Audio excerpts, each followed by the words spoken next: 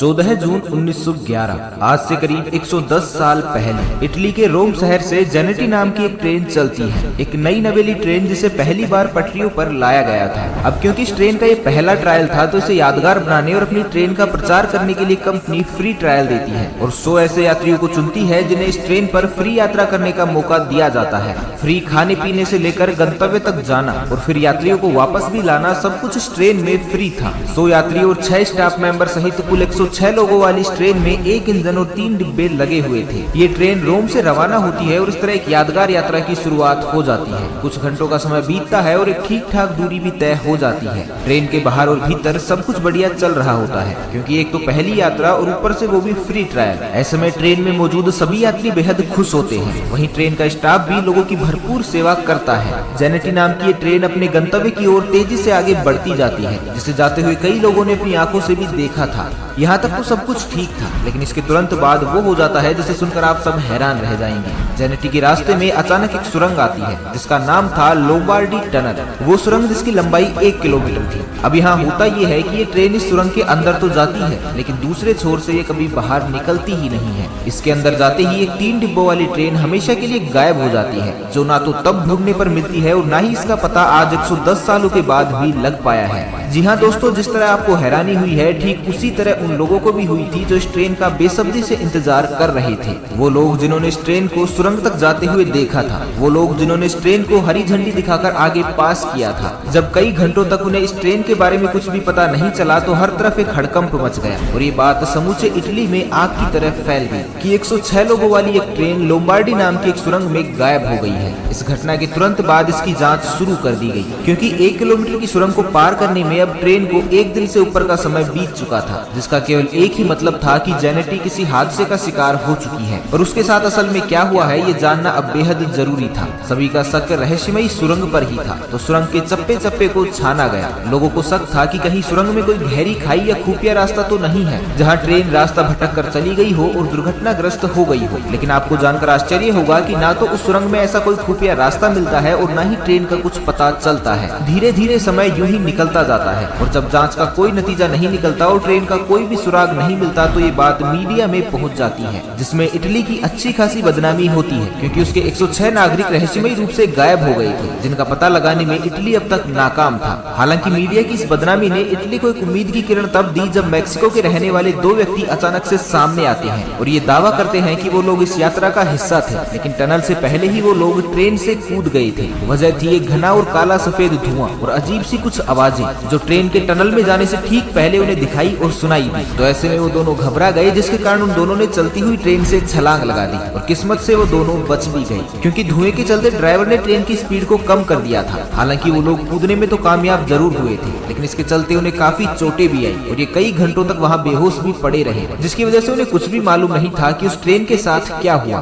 बाद में इस दावे की जाँच हुई, लेकिन कोई भी सुराग हाथ नहीं लगा क्योंकि उन दोनों व्यक्तियों की मानसिक हालत बिल्कुल भी ठीक नहीं थी। ऐसे में उनकी बात का भरोसा करना जांचकर्ताओं को और भी अंधेरे में डाल रहा था। लेकिन इसके कुछ ही दिनों बाद एक ऐसा दावा पेश किया गया जिसने सबको हैरानी में डाल दिया। ये दावा था मैक्सिको के एक डॉक्टर का, जिन्होंने बताया कि उनके पास हादसे के कुछ ही समय बाद 104 मरीज एक साथ लाए गए थे। डॉक्टर के अनुसार वो सभी मानसिक रोगी थे जिनकी हरकतें और बातें दोनों ही बड़ी अजीब थी। उस डॉक्टर ने उनसे ये जानने की कोशिश भी की कि उनके साथ क्या हुआ था, उनकी ये हालत किसने और कैसे की, लेकिन वो लोग उसे कुछ भी नहीं बता पाए। इस दावे पर इटली भरोसा करना तो चाहता था, लेकिन इस दावे की कड़ियां कहीं ना कहीं कमजोर थी। हालांकि 104 मरीज और 2 मैक्सिकन यात्रियों को मिला लिया जाए तो कुल संख्या 106 ही बनती थी। लेकिन जब उस महिला डॉक्टर ने ये बताया कि वो सभी इलाज के बाद कहाँ गायब हो गई, ये किसी को भी नहीं पता, तो इस दावे को भी सिरे से नकार ही दिया गया। हालांकि महिला डॉक्टर ने ये भी बताया था कि वो सभी एक ही जैसी भाषा का प्रयोग कर रहे थे, जो इस ओर इशारा कर रहा था कि वो सभी इटली के ही थे। लेकिन ये दावा भी काफी नहीं था कि इस बात पर यकीन किया जाए कि वो सभी जेनेटी के ही यात्री थे, क्योंकि इस दावे की सबसे कमजोर कड़ी यही थी कि 104 मरीज एक साथ मिलते हैं और फिर गायब भी एक साथ ही हो जाती हैं। समय के साथ लोग इस हादसे को भूलने लगे, जिसके चलते जांचकर्ताओं ने भी सबूतों के अभाव में जांच को कहीं न कहीं रोक दिया था और तब से लेकर आज तक ये ट्रेन हादसा एक रहस्य बनकर ही रह गया। लेकिन यहाँ जांच भले ही रोक दी गई थी, लेकिन समय समय पर इसके बारे में दावों का सिलसिला कभी नहीं रुका। ऐसा ही एक सबसे बड़ा दावा तब किया गया जब ये पता चला कि इस ट्रेन को हूबहू अलग अलग समय पर अलग अलग जगहों पर देखा गया है। कभी ये ट्रेन रोमानिया में देखी गई तो कभी रसिया में, इसे जर्मनी, मैक्सिको और यहाँ तक कि भारत में देखे जाने का दावा भी किया गया है और ये भी बताया बताया गया है कि इन सभी जगहों पर जेनेटी का वही मॉडल और हूबहू 3 डब्बों वाली वही ट्रेन देखी गई है जो लोम्बार्डिया में गायब हुई थी। ऐसी ही एक आप बीती है यूक्रेन के जावालिची स्टेशन की, जहां पर जेनेटी जैसी एक 3 डिब्बों वाली ट्रेन पहुंचती है।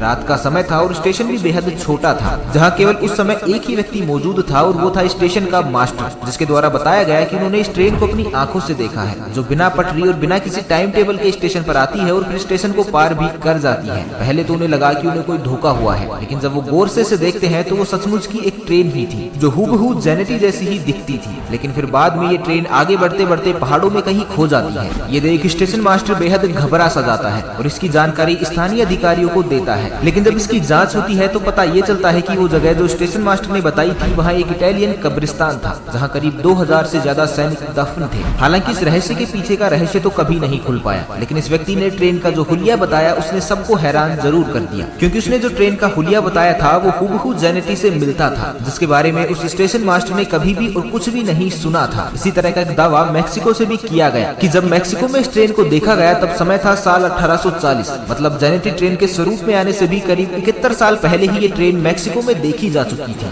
जबकि इसका असल रूप 1911 में तैयार किया गया। ये बात इसलिए भी रहस्यमयी है क्योंकि 1845 के बाद इसे पहली बार 1911 में ही देखा गया था, जब ये सचमुच जेनेटी के रूप में आई और आते ही गायब भी हो गई, जिसका लिखित इतिहास आज भी इटली में दर्ज है। तो अब सवाल ये उठता है कि आखिर एक ट्रेन जो अलग अलग समय में अलग अलग जगह पर देखी तो गई, लेकिन सभी जगह से रहस्यमयी रूप से गायब भी हो गई, इसका रहस्य आखिर क्या है? इसकी ठोस जानकारी तो आज तक किसी के पास भी नहीं है। लेकिन कहा यह जाता है कि ये ट्रेन जेनेटी जब सुरंग में गई थी तो ये एक तरह की टाइम मशीन या टाइम लूप में चली गई थी और समय यात्रा पर निकल पड़ी। आसान भाषा में कहीं तो साल 1911 से निकलकर ये ट्रेन किसी और समय जैसे साल 1845 या फिर किसी दूसरे समय काल में पहुंच जाती है। यही कारण है कि ये कभी रसिया में तो कभी रोमानिया में दिखाई देती है। हालांकि इस तथ्य पर इतनी आसानी से भरोसा तो नहीं होता, लेकिन जब इस रहस्यमयी ट्रेन को इस तरह से देखा जाता है कि ट्रेन का निर्माण 1911 में हुआ, इसे बनाने वाली कंपनी जेनेटी थी, इसकी पहली यात्रा और इसका टनल के भीतर जाना सब कुछ दस्तावेजों के तौर पर आज भी इटली में मौजूद है। और तो और इसका लोम्बार्डिया सुरंग के अंदर से लापता हो जाना, ये सभी बातें सच है। ऐसे में यही ख्याल आता है कि इस ट्रेन को या तो जमीन खा गई या फिर आसमान निकल गया। एक समूची ट्रेन जिसके सभी रिकॉर्ड आज भी मौजूद है, वो आखिर कभी मिली क्यों नहीं? और तो और अलग अलग समय में दुनिया के अनेक हिस्सों में इसके दिखाई देने के सबूत भी मौजूद हैं। तो कहीं ना कहीं ये रहस्य इस ओर इशारा तो जरूर करता है कि ये ट्रेन किसी टाइम लूप में फंस चुकी थी, जिसके चलते ये आज भी समय यात्रा पर निकली हुई है, जो कभी समय में पीछे चली जाती है तो कभी समय से आगे निकल जाती है। क्योंकि दुनिया में कुछ ऐसे ही रहस्यमयी विमान हादसे भी हुए हैं जब समूचा विमान रहस्यमयी रूप से गायब हो गए और फिर कभी नहीं मिला, और उनके बारे में भी यही कहा गया कि वो समय यात्रा का शिकार हुए हैं, ठीक उसी तरह जैसे जेनेटी भी समय यात्रा का शिकार हुई। तो दोस्तों आपको क्या लगता है, उस ट्रेन के साथ